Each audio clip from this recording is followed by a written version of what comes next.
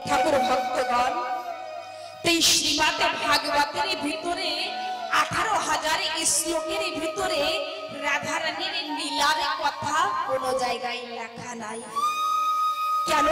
কেননা প্রেমময়ী রাধারানী তিনি শুক পাখিকে বলেছিলেন যে তুমি রাধা নামে উচ্চারণে করবে না, তাই ভাগবতের ভিতরে রাধা রানীর লীলার কথা বর্ণন করি না। কিন্তু প্রত্যেকটি শব্দের ভিতরে, প্রত্যেকটি ভাগবতের শব্দের ভিতরে আমার রাধা রানী তিনি বিরাজমান আছে। আমার শ্রীজি তিনি প্রত্যেকটি অক্ষরের ভিতরে আমার রাধা রানী তিনি আছেন। প্রেম সে বলো রাধে রাধে নিতাই গৌর হরি। এদিকে শুক পাখি তিনি রাধা রানীর কথা মতনে ছুটতে ছুটতে কোথায় এসেছেন বাবা? ব্রহ্মাজির স্মরণে।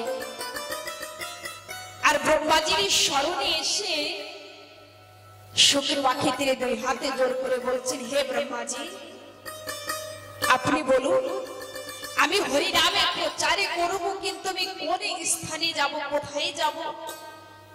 বাবা ব্রহ্মা তিনি কি বললেন, হে শুক পাখি, তুমি যদি হরি নামে প্রচারে করতে চাও, সর্বপ্রথমে তোমাকে আমার কথা শ্রবণ করতে হবে। যাও তুমি আমার কথা শ্রবণ করো। কোথায় বললেন? যেখানে না বাবা ভোলেনাথ মা পার্বতীকে নিয়ে আমার ভূপারের ভিতরে প্রবেশ করবে। ব্রহ্মা তিনি শুক পাখিকে বললেন, হে শুক পাখি, আমার ভূপারের কাছে যাও, আর আমার ভূপারের ভিতরে প্রবেশ করে তুমি আমার কথা শ্রবণ করো।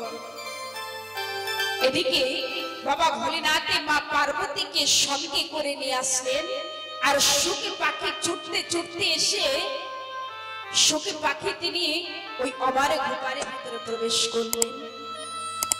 ওমা ভোলেনাথ তিনি মা পার্বতীকে নিয়ে আসছেন, আর হাতে একটি চিমটি নিয়ে আসছেন। দেখেছেন না বাবা ভোলেনাথের হাতে চিমটে? ওই চিমটে দিয়ে ভোলেনাথ তিনি একটি বট বৃক্ষর পরে জোরে করে একটি বাড়ি দিয়েছেন, আর সেখান থেকে পশু পক্ষী সকলে ছুটে চলে গিয়েছেন। কিন্তু শুক পাখি তিনি জড়ো হয়ে বসে আছেন, কোথায়ও যাননি। হে ঠাকুর ভক্তগণ, ঠিকই আমাদের এই জীবনেও যে সময় ভক্তির পথে আগিয়ে যাবেন, যে সময় ঠাকুরকে ভালোবাসবেন, তা দেখবেন এই সংসারের মানবে বাড়ি দিতেই থাকবে। কিন্তু এই কষ্ট পেয়েও যদি ঠাকুরের চরণে না ছাড়েন, তা নিশ্চয়ই আমার গোবিন্দর কৃপা লাভ করতে পারবেন। আজকের বাবা ভোলেনাথ তিনি মা পার্বতীকে আমার কথা শ্রবণ করাচ্ছেন। ও মাইয়া, বাবা ভোলেনাথ তিনি মা পার্বতীকে আমার কথা শ্রবণ করাচ্ছেন কি? রামচন্দ্র ভগবানের কথা, কপিল ভগবানের কথা, ভগবান শ্রীকৃষ্ণের কথা ভোলেনাথ তিনি মা পার্বতীকে শ্রবণ করাচ্ছেন। মা এমন সময় মা পার্বতী তিনি মনে মনে চিন্তন করছেন, তাই এই কৃষি আমার কথা, রামের কথা, কৃষ্ণের কথা, কপিল ভগবানের কথা, বামন ভগবানের কথা, এই কথা তো আমি জানি। অনেকে জানি না কি চিন্তন করেন। ভাগবতের কথা কয়েকবার শ্রবণ করেছি, বারবার শ্রবণ করে কি লাভ আছে? এই কথা তো আমি শ্রবণ করেছি, এই কথা তো আমি জানি। কিন্তু না, এই ভাগবতের কথা যত কয়বারে শ্রবণ করবেন, তার নিত্য নতুন কিছু না কিছু পাবেন।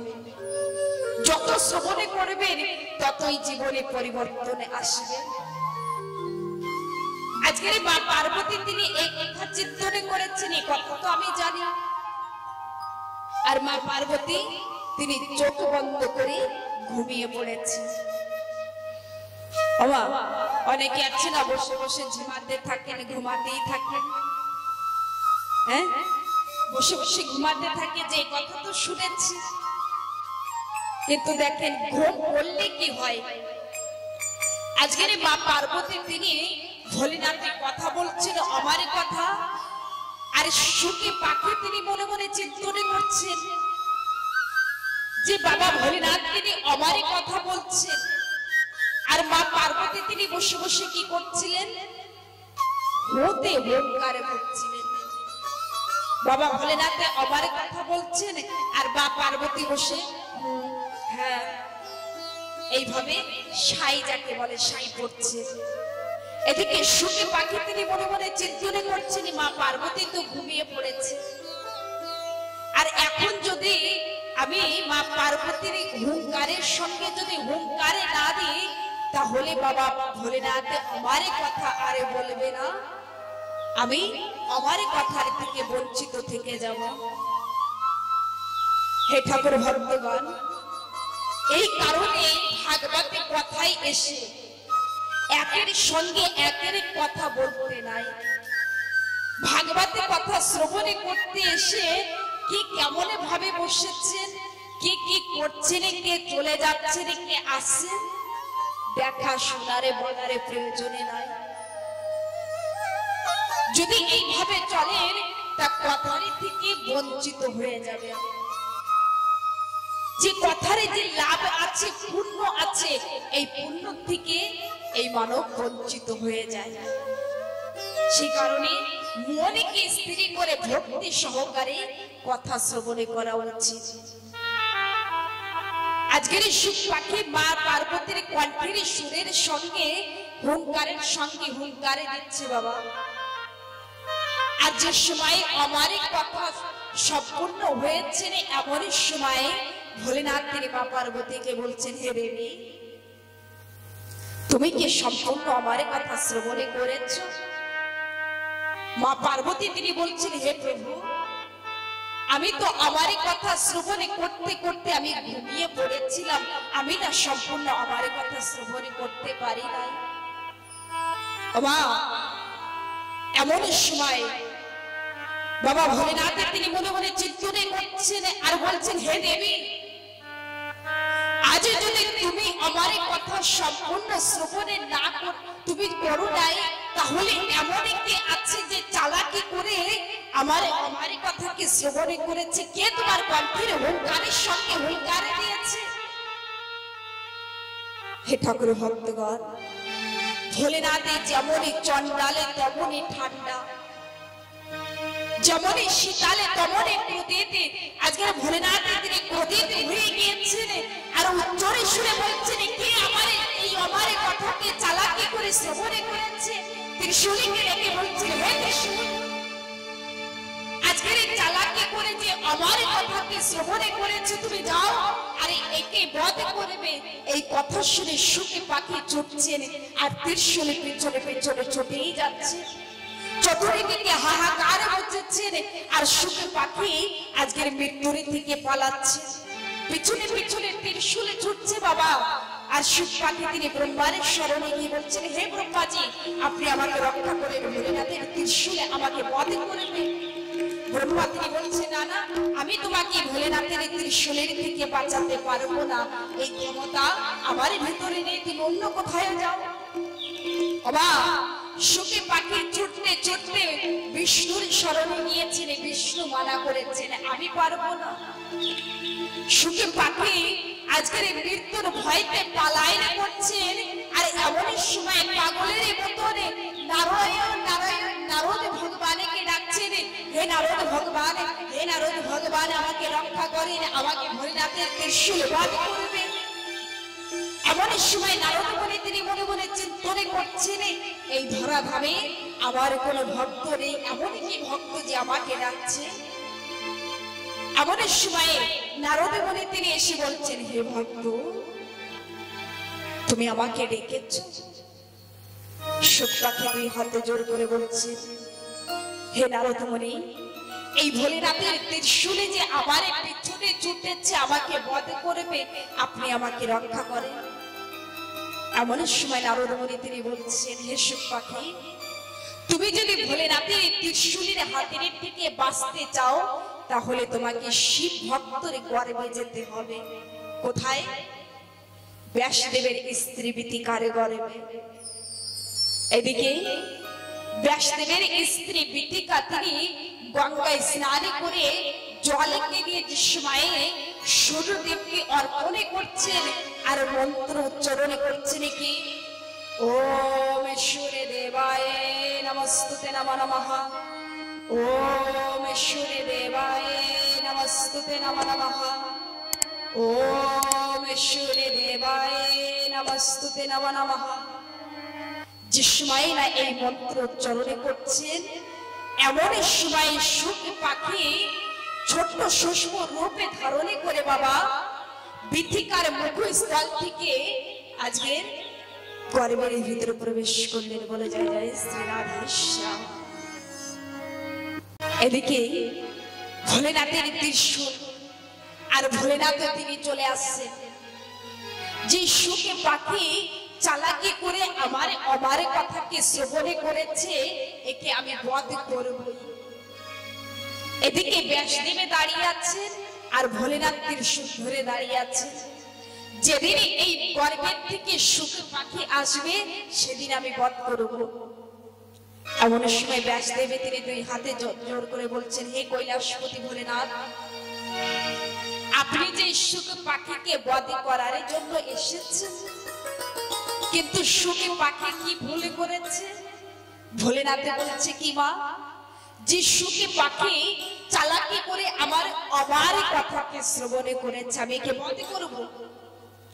এমন সময় ব্যাসদেবে তিনি মৃদুলে হাসি দিয়ে বলছেন হে ভোলেনাথ, আপনি যেমনই সুস্থ তেমনই ক্রোধিত। আপনি হয়তো এই কথা ভুলে গিয়েছেন যে সুখী পাখি আমার কথাকে শ্রবণ করেছে, তো যে একবার আমার কথাকে শ্রবণ করে তাকে কেমন ভাবে আপনি বধ করবেন, মৃত্যু দেবেন? ভোলেনাথ তিনি চুপ করে দাঁড়িয়ে গিয়েছেন। তাই তো দেখছেন বাংলা শাস্ত্রে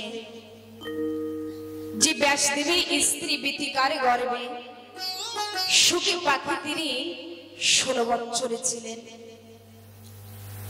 আরেক শাস্ত্রে বলছেন যে সুখ পাখি তিনি মাতৃ গর্ভে 12 বছরে ছিলেন। হে ঠাকুর ভক্তগণ, ওমা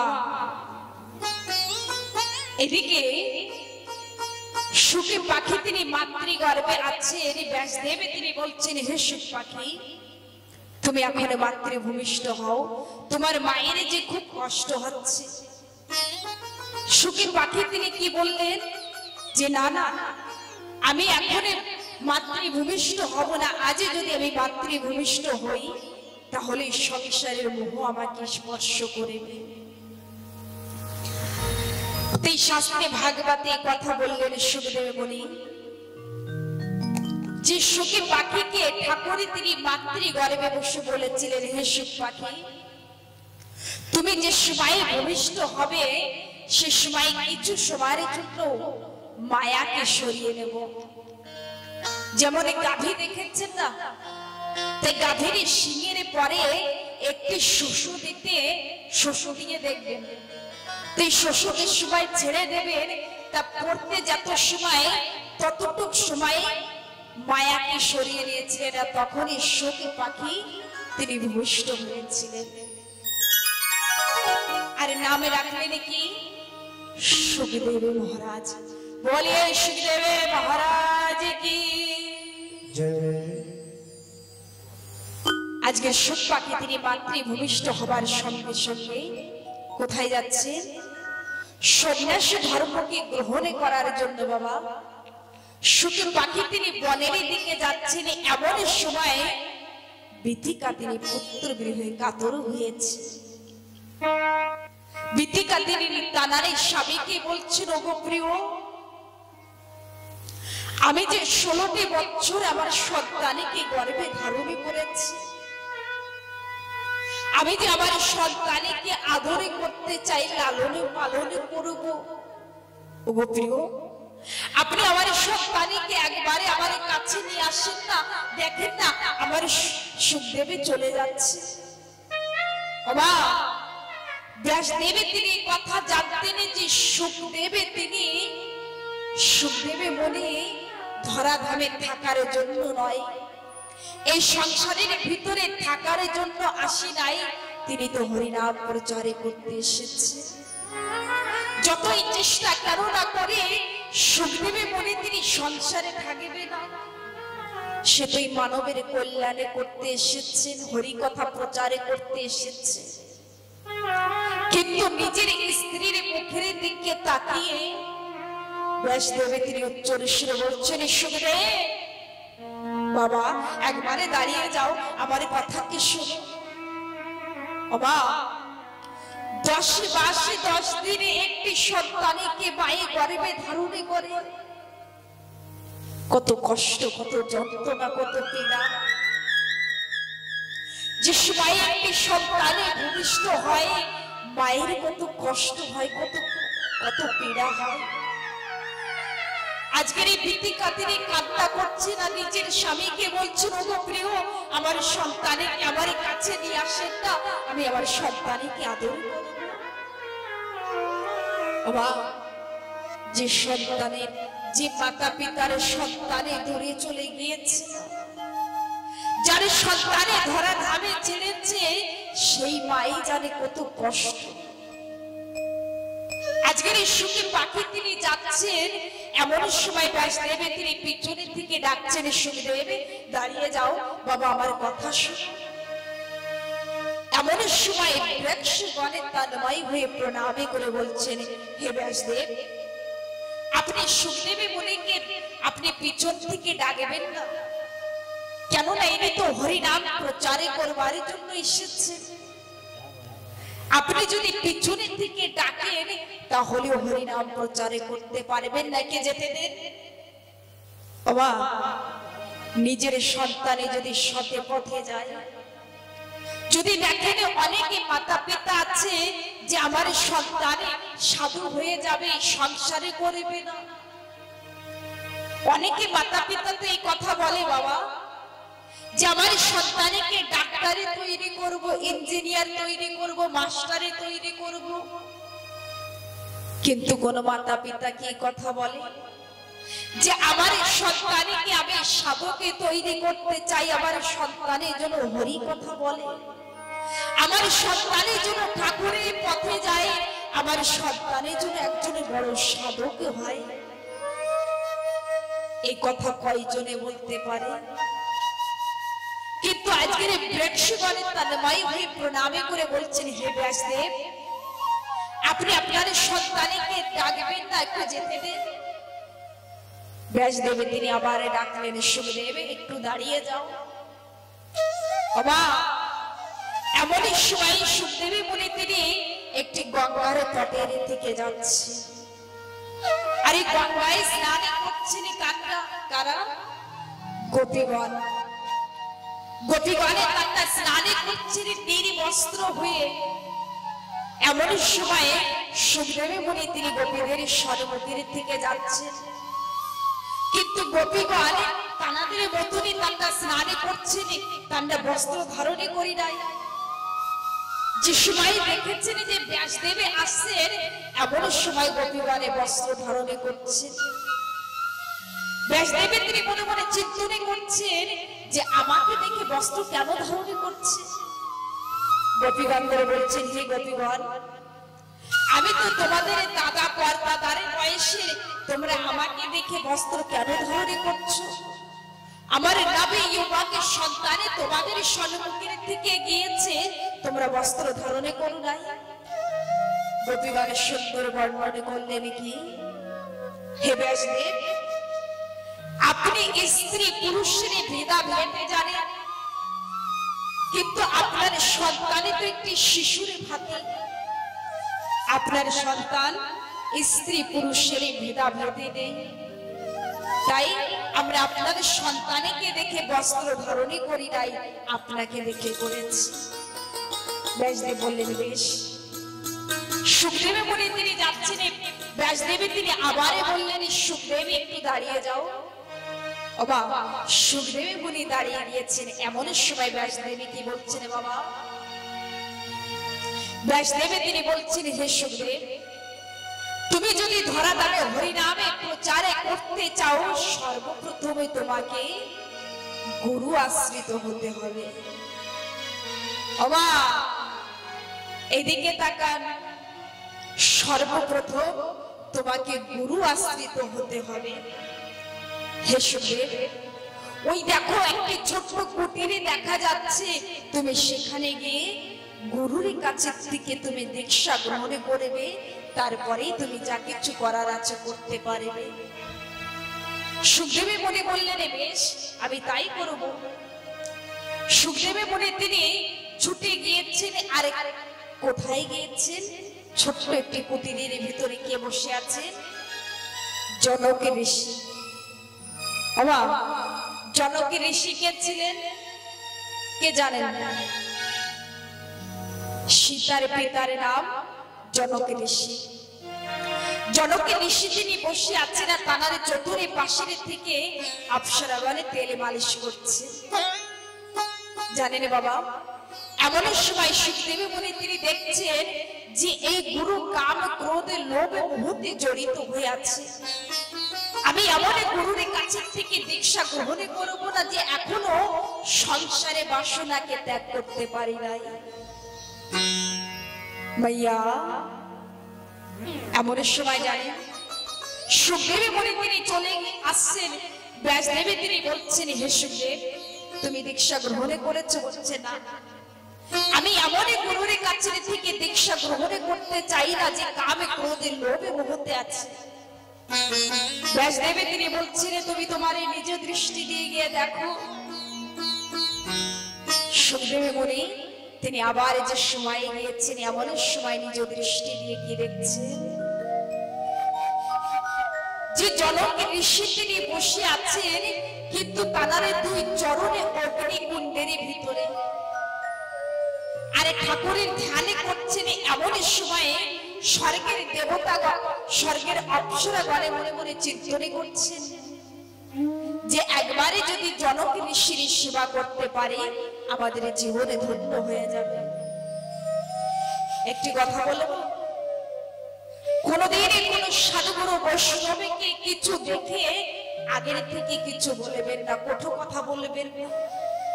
সর্বপ্রথমে দেখতে হবে যে বাস্তবে কি ইনি কি করছে, কোথায় আছে, কেমন দশায় আছে। যদি বাড়িতে গুরুদেব আসে চরণ সেবা করবেন, চরণে তেলে মাখিয়ে দিবেন। কেন? কেননা উনি তো ঠাকুরের নামে করছেন সাক্ষাতে গুরু, মানে এই ভগবানে বলেছেন গুরু সেবা করলে ভগবানের চরণে লাভ করা যায়। আজকের অপ্সরা বলে তারা তেলে মালিশ করছেন। সুখদেবের মনে তিনি বুঝতে পারলেন ইনি প্রকৃতি একজন সাধক। ষষ্ঠাঙ্গে প্রণামে করে বলছেন, আমাকে আপনি দীক্ষা দেন।